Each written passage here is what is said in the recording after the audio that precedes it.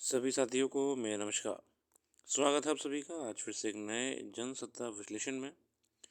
आज हम बात करने वाले हैं 20 मार्च 2024 की जनसत्ता में आई खबरों के बारे में और देखते हैं कौन सी राष्ट्रीय अंतर्राष्ट्रीय खबरें हमारी आगामी परीक्षाओं के लिए रहेंगी महत्वपूर्ण।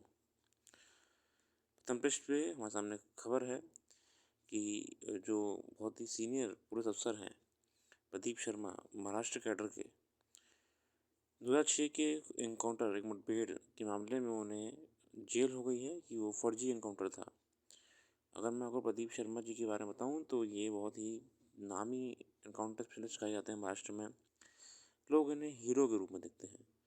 हालांकि कोर्ट ने पूरे इनकाउंटर को गलत ठहरा दिया।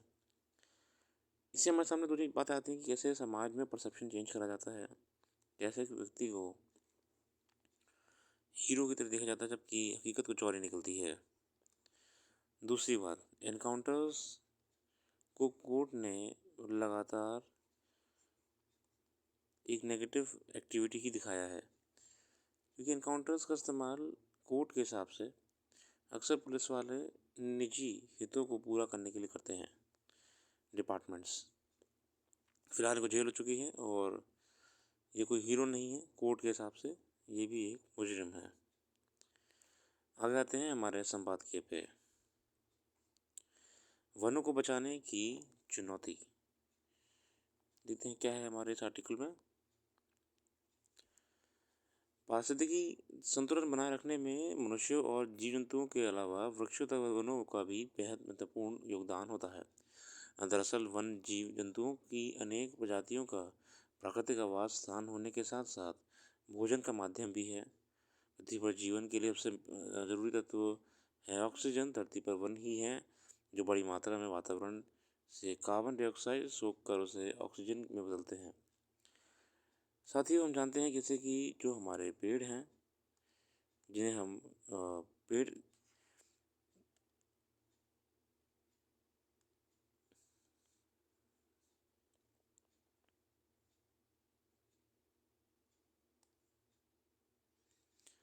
जी साथियों, जैसे कि हम जानते हैं जो पेड़ होता है और पेड़ और जो वन होते हैं जंगल, पेड़ का बहुत महत्व होता है।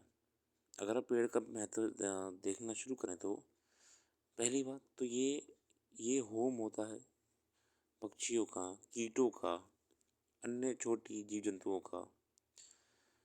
ये हमारे लिए ऑक्सीजन फिल्टर होता है पेड़ आपके। ये हमारे लिए सॉइल को बचा के रखते हैं, सॉइल को मजबूत रखते हैं, पकड़ बना के रखते हैं। ये जहाँ पर भी होते हैं वहाँ के इकोसिस्टम को या फिर वहाँ के इकोलॉजी को हेल्दी रखते हैं। पेड़ों के माध्यम से ही हम बहुत सारे उत्पाद प्रोडक्ट्स बना सकते हैं, फर्नीचर और लकड़ी का सामान। तो इनका सिग्निफिकेंस बहुत ज़्यादा है हमारे लिए।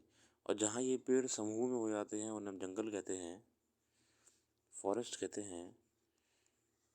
इन फॉरेस्ट का महत्व और 4 गुना हो जाता है। इसलिए वनों को हमको बचा के रखना पड़ेगा। हमें कंजर्वेशन एफर्ट करने पड़ेंगे ताकि हम इन पेड़ों की वैल्यू मेंटेन रखें।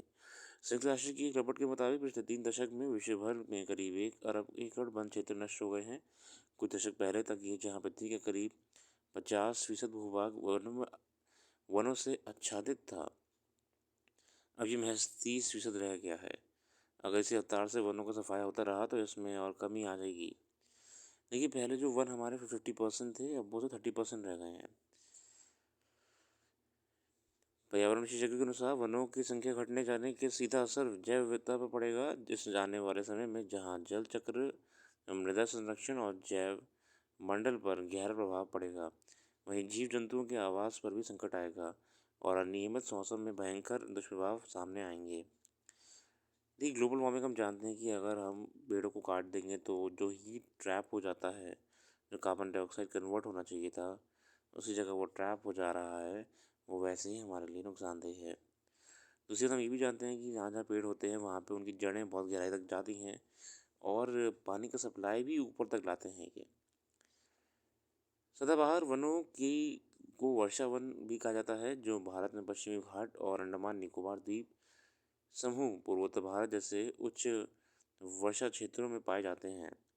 जो सदाबहार वन होते हैं हमारे, ठीक है, जो एवरग्रीन फॉरेस्ट होते हैं हमारे वेस्टर्न घाट्स में है, अंडमान निकोबार में है और नॉर्थ ईस्टर्न स्टेट्स में है। इन क्षेत्रों में वृक्ष एक दूसरे से आपस में मिलकर ऐसी छत सी बना लेते हैं कि सूर्य का प्रकाश ज़मीन तक नहीं पहुंच पाता और इसीलिए ज़मीन पर बड़ी संख्या में पेड़ पौधे उग जाते हैं।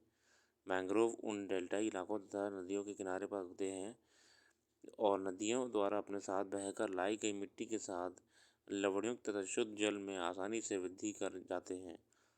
नुकीली पत्तियों वाले काफ़ी सीधे और लंबे वृक्षों वाले शंकुधारी वन अधिकांशतः हिमालय पर्वत पर जैसे कम तापमान क्षेत्रों पर पाए जाते हैं। ये जो कॉनिफरस फॉरेस्ट होता है, जो ट्रीज़ होते हैं हमारे साथियों, ये ऐसे आपके होते हैं, नुकीले होते हैं, ठीक है। मतलब हर पेड़ का सिग्निफिकेंस होता है। इनके इनके पत्ते बड़े क्यों नहीं होते हैं? क्योंकि अगर ये बड़े होंगे जल्दी इवापोरेशन होगा, जल्दी इनकी क्रियाएं होंगी। पत्ते इनके पतले होते हैं, बड़े होने की बजाय उससे इनके इनका जो उस क्लाइमेट के हिसाब से ज़रूरत है वो पूरा हो जाता है। ये हर पेड़ का सिग्निफिकेंस अपने आप में होता है। केंद्रीय पर्यावरण वन एवं जलवायु मंत्रालय वर्ष 1987 से देश में वनों तथा वृक्षों की स्थिति का जायजा लेने वाली रिपोर्ट पर हर 2 वर्ष में प्रकाशित करता है। 2019 के बाद 2022 में मंत्रालय द्वारा जारी की गई 17वीं भारत वन स्थिति रिपोर्ट 2021 में 2019 से 2021 के बीच 2 वर्षों में देश भर में वन तथा वृक्ष आच्छादित भूभाग का दायरा 2261 वर्ग किलोमीटर बढ़ने की बात की गई थी। हालांकि 17 की तुलना में 19 में जंगल तथा वृक्षों के आवारण पर 5188 वर्ग किलोमीटर का वृद्धि दर्ज की गई थी। उस दृष्टि से 2019 से 2021 के बीच हुई वृद्धि काफ़ी कम रही। रिपोर्ट के मुताबिक देश में अब वन आच्छादित भूभाग 8 लाख वर्ग किलोमीटर हो गया है। नई सर्वेक्षण रिपोर्ट के मुताबिक अब देश के कुल भौगोलिक क्षेत्र में 24.62% भूभाग पर वनों और वृक्षों का आवरण है। मतलब अगर हमने देश की ही बात करें तो हमारा 24% लगभग 24% कह सकते हैं, तो इसमें फॉरेस्ट है वहाँ पे। साथियों, ये बहुत ही चिंताजनक विषय है कि हम अभी भी पेड़ों का उस तरह पे संरक्षण नहीं कर रहे हैं। विकास कार्यों से लेकर निजी वस्तुओं के सेवन में भी हम पेड़ों की कटान जो है वो लगातार बढ़ाए जा रहे हैं। जिस तीव्र गति से हमें वनों की कटान हो रही है, आने वाले समय में साथियों हमें ही इसका नुकसान उठाना पड़ेगा। इसलिए हमें और सरकार को मिलकर ये प्रयास करना चाहिए कि समय रहते इन सभी वनों को संरक्षित किया जा सके। निष्पक्षता का तकाजा। आम चुनाव की तारीख का ऐलान करने साथ ही निर्वाचन आयोग ने गुजरात, उत्तर प्रदेश, बिहार, झारखंड, हिमाचल प्रदेश और उत्तराखंड के गृह सचिवों को हटाने का निर्देश जारी कर दिया। इसके अलावा मिजोरम और हिमाचल प्रदेश के सामान्य विभाग के सचिवों को भी हटाने का आदेश दे दिया। अब इस फैसले को राजनीतिक रंग देने की कोशिश की जा रही है। खासकर पश्चिम बंगाल सरकार इसे लेकर पक्षपात का आरोप लगा रही है। हालांकि चुनाव की तारीख घोषित होने से पहले ही निर्वाचन आयोग ने सभी राज्यों और सरकारों को निर्देश दिया था कि वे चुनाव संबंधी कार्य से जुड़े उन अधिकारियों को तबादला करें जिन्हें अपने पद पर 3 वर्ष का समय पूरा कर लिया है या जो अपने गृह जिलों में तैनात हैं। साथ ही ये समय देखिए, आप देखिए ये कितना ट्रांसपेरेंसी इलेक्शन कमीशन ला रहा है। इलेक्शन कमीशन जानता है कि नियम कायदे कानून जितने भी आ जाएं, अगर कोई व्यक्ति है ना जो आपके साथ लंबे समय से जुड़ा हुआ है तो कहीं ना कहीं आपकी उसकी बॉन्डिंग हो जाती है। ऐसे ही जो हमारे नेता हैं, उन्होंने ऑब्वियसली बात है अपने खास अधिकारियों को ही महत्वपूर्ण पदों पर बैठाया हुआ है। सचिव होते हैं, सेक्रेटरी लेवल के अधिकारी होते हैं। इलेक्शन कमीशन ने क्या करा है ना, अभी इस समय उन सबको हटा दिया है, उन सब का तबादला करवा दिया है। जितने लोग अपने गृह जिलों में पोस्टेड थे सबको हटा दिया है, क्योंकि इलेक्शन कमीशन जानता है कि चाहे अनचाहे वो अधिकारी कहीं ना कहीं अपनी उस लीडर के फेवर में रहेंगे, जो कि चुनाव में निष्पक्षता के लिए एक अंकुश है।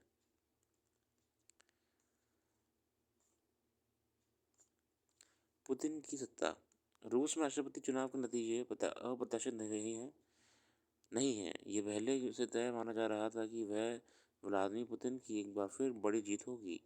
इसलिए पुतिन के भारी मतों के अंतर में राष्ट्रपति चुने जाने की घोषणा हुई तो किसी को हैरानी नहीं हुई। गौरतलब है कि पुतिन को 87.29% वोट मिले हैं। पिछली बार उन्हें 76.7% वोट मिले थे। देखिए पुतिन हमारे जो हैं वो फिर से अनडिस्प्यूटेड जीत चुके हैं राष्ट्रपति चुनाव में इस बार। और ये भी तय है कि वहाँ पे तो पुतिन साहब का जो होल्ड है रशिया में बहुत पुराना है।